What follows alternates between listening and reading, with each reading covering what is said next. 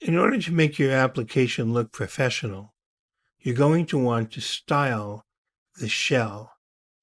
We'll start by taking a look at the static resources that you'll use for basic styling. Let's go back to Visual Studio and open up the application we were working on. Let's open app.xaml and notice there's an area for application resources, but it's empty. Let's go to app.shell, and here we see our flyouts that we created previously. Let's shut down that application and create a new application and see what shell gives us out of the box that we may have deleted.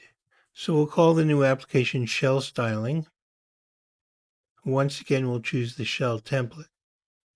Let's close up the iOS and Android projects and open up app.xaml. Notice it's still empty, but this time when we go to app.shell.xaml, we see shell resources.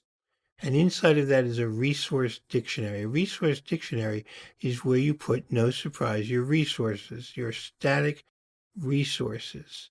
Here we're defining a color, we're setting the key to navigation primary, and then we're setting that color to a hex value. Then we have a number of setters that each are attached to a property under the name of a style. So on line 17, we've got the style whose key is base style, and its target type is any element.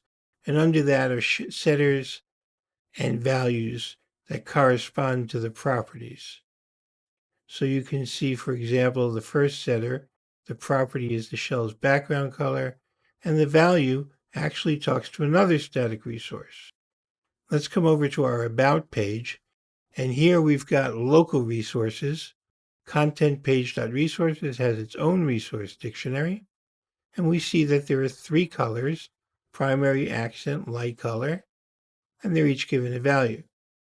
Now if we come down, we can see that in the stack layout, we're using that accent color, and we do that by putting between curly braces the word static resource and the name of the resource. And again, we can see that with light text color. This gives us one place to change if we decide to change the color, rather than tracking down all the places we may have used it.